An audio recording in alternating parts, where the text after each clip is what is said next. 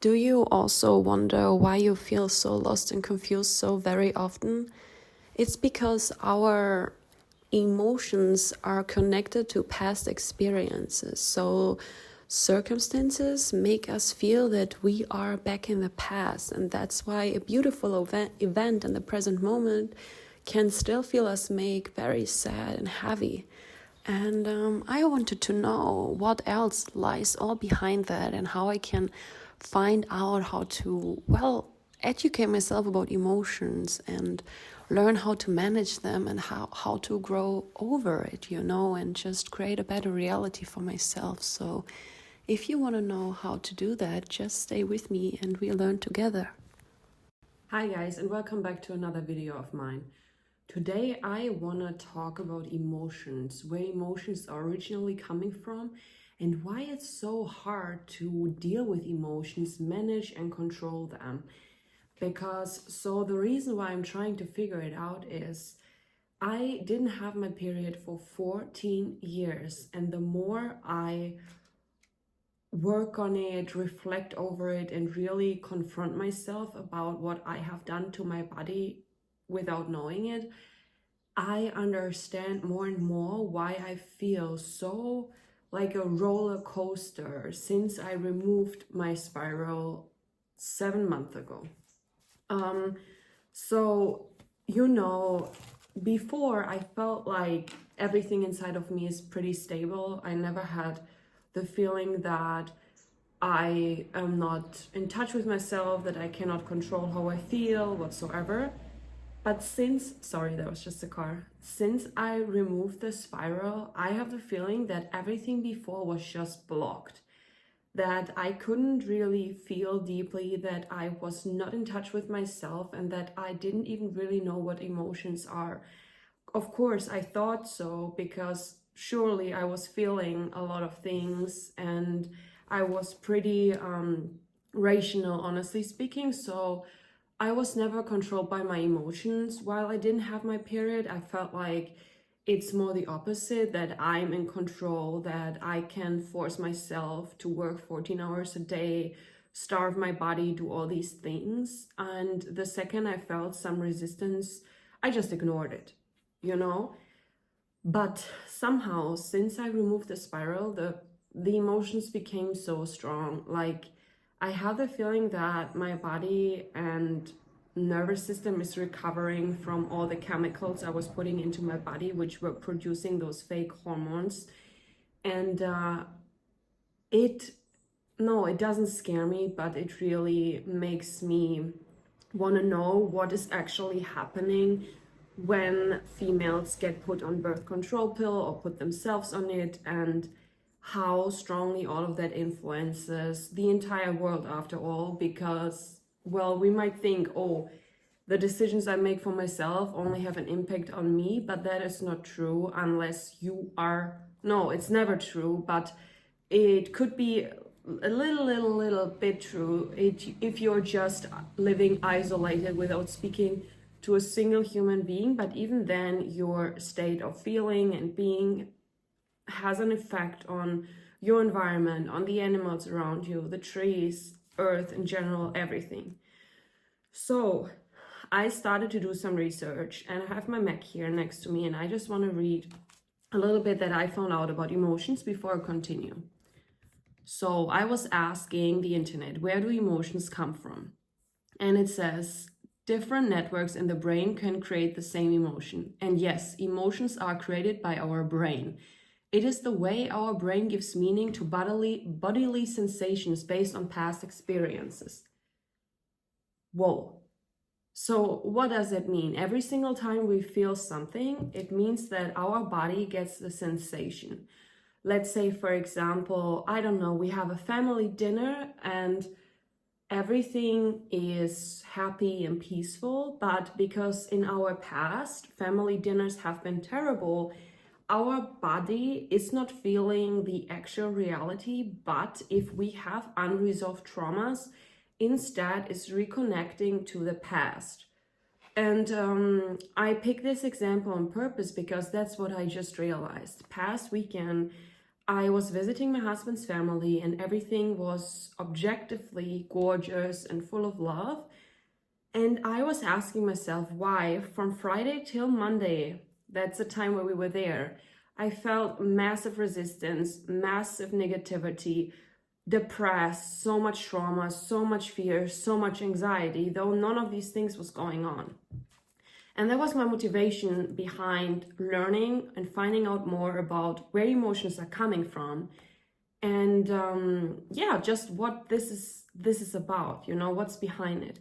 So if that is true, then that means for us that we can, with awareness, realize that every single time we feel a strong emotion, it's not real. It is real, but it is usually produced based on a past experience. For example, let's say we love to go to the roller coaster park as children, then we will, every single time when we see a roller coaster park, we will start smiling, we will be reminded on all the beautiful experiences, so we feel happiness when we see this roller coaster. It makes total sense.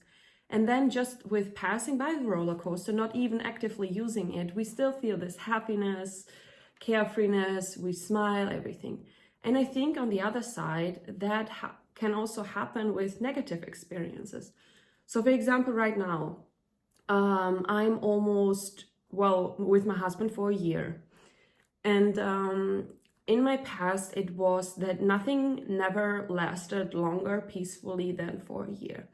So right now I feel, or I'm observing how I start to feel this panic, this anxiety and restlessness inside of myself that something negative is about to happen, that he will cheat on me, we will break up, some drama is around the corner, whatsoever. And that's why I really commit to figuring out why I feel the way I feel. And I just thought that maybe a lot of us feel lost and confused and go through it. So I just want to share my journey here of how I'm capable to get back in touch with my emotions and more so understand why I feel how I feel, where it's coming from, and what I can do to, not be affected by it, but more like, okay, I feel like this right now, that's coming from there. That doesn't mean that I need to react how I used to react, because I believe that we cannot stop the world around us, and we are where and who we are right now. We have our experiences, our pocket full of memories, traumas, everything. But I just don't want to continue my life like that. I want to become aware of what actually happened that made me who I am, and I want to learn how I can become more stable and more, overall happy and peaceful and calm without being so affected by triggering events.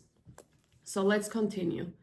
So I also found out, because I was always thinking that emotions come from the heart, that we feel love from the heart, happiness from the heart. But actually, it's supposedly not really that way. We feel love in our hearts, absolutely, and light and everything. But it says that mostly the heart is capable of sending fear signals to the brain. And I was thinking about that, and it makes total sense, because looking back on our ancestors, I mean, where life was constantly about surviving. I mean, there were so many dangers around the corner. There was the winter, there was hunger, there was the need for water, the need to, sleep in a cave and then therefore be protected during the night. So I think that the heart feels upcoming events.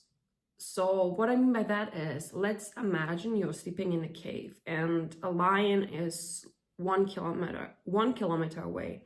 I believe that there arrives a signal inside of the heart which is informing you that there is danger around the corner. So being that person in the cave, I believe that even if you're sleeping, you suddenly wake up and you just know on your inside that you have to pack and leave or protect yourself right now. So that for me makes total sense. And then here it's something, so it says that emotions are not innately programmed into our brains. but in fact are cognitive states resulting from the gathering of information. Okay, we already have that, but then it also says that many emotions are innate, and that means that we already have them since we're born, because babies show these emotions, and micro expressions of emotions are universal across cultures, such as fear, sadness, and happiness. Because I was always wondering why we intuitively know some things. Because I grew up Lithuanian Christian, and there, of course, incarnation is not even a consideration.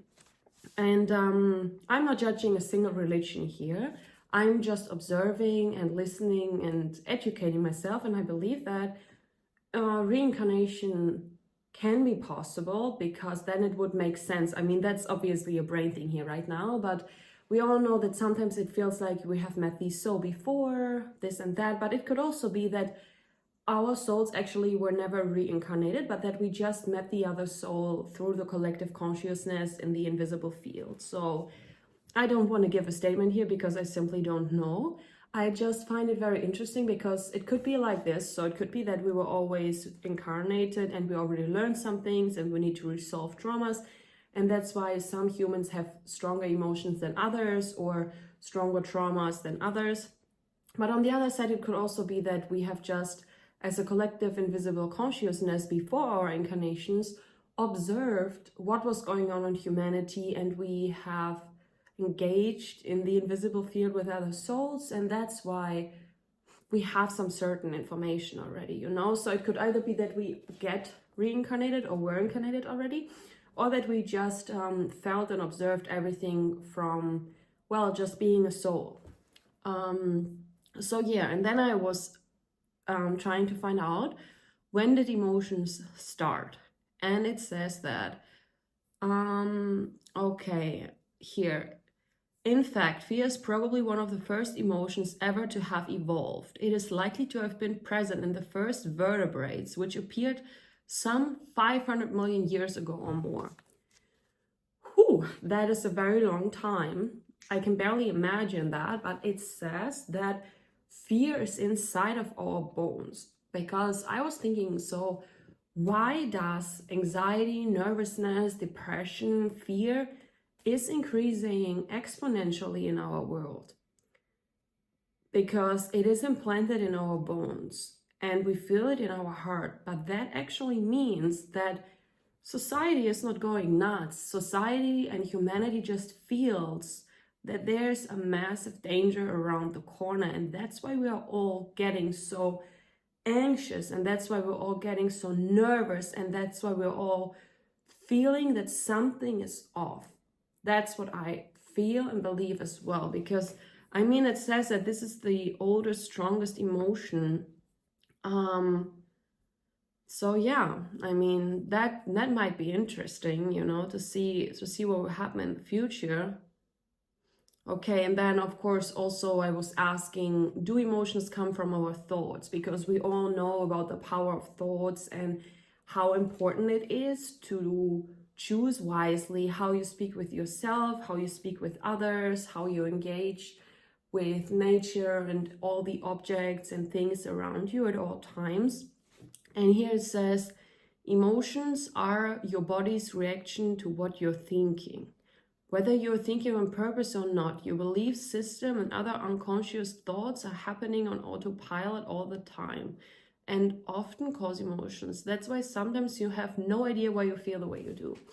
So with this, I so agree, because I mean, we have just learned that our emotions come from past experiences, and since I'm observing more and more, I really have the feeling that everything is connected to the past when it comes to body and brain reactions and everything that's happening there. And on the other side, everything that is our imagination and that we experience in meditation and from the soul, that can influence our future, or is showing us our future. And we can only thrive into that future if we are capable of learning to reprogram body and mind, so that we don't make us feel anymore every single day how we used to feel yesterday. And as I already said, I started my 30-day observation journal. How do I feel? What are my thoughts in the mornings? And it's interesting because once I now force myself again to become aware of how I feel, I actually realize that I don't want to write down these things and that I want to feel way better. And that somehow made me take more actions towards prayer and made me take more actions toward change some phrases. So for example, yesterday I saw, instead of telling yourself, I got to go to work, I got to eat healthy, I got to go to work out, like making it sound so heavy, exhausting, it's like I get to go to work, I get to work out, I get to eat healthy, I get the chance today to wake up and breathe again and contribute my soul to this world, to love more. I get the chance to care more, to call my mother, to call my family. It's like, I don't know, when I said that out loud to myself, I was so fulfilled of gratitude, just realizing how amazing it is that I get the chance today to share some beautiful things with the world, with my husband, with my family, that I can take care about my employees. That's just amazing. So yeah, I believe that one more thing before I tell you what I believe. And that was really blowing my mind, because I was also asking, how long do emotions stay? Like, how long is an emotional reaction at its maximum? And I found out that an emotion is a chemical process associated with our body subconsciously. An emotion comes and goes quickly. Let the secret be out. An emotion technically, rather biologically, lasts only 90 seconds. So technically it lasts 90 seconds. Biologically, though, we all know that this is not so true. I mean, it would be awesome, so-and-so, I mean, we would wish always that the happiness and excitement and everything stays longer than the fear and the sadness. Though doing my research, I also found out that actually excitement and fear is the same chemical physical reaction in the body, which is wild. And that's why I'm so motivated with this journey, because I believe that truly the only thing that will guarantee or help us to be zen and fulfilled and grateful and happy at all times is to just observe and observe and observe, allow ourselves to feel, but to realize that we are not our emotions, that we are not what we feel right now. Even if we feel so much love, okay, love might be different because God, the universe, always loves us, but let's put it, I mean, the positive feelings, they are pretty awesome. But I think sometimes when we're so involved and attached to the positive ones, we also feel the negative ones more heavily. So maybe only balance can really help us here. And I want to practice that, and I will take you guys with me, because I just believe that I can become capable of managing how to deal with my emotions in order to enjoy my life more consistently all the time. And if that's something that you would love to experience too, then just join my journey, subscribe my channel, and we'll be in touch very soon. Thank you so much for giving me your time and attention, and I hope that we can learn together here on this channel and that we become a closed community. Thank you so much.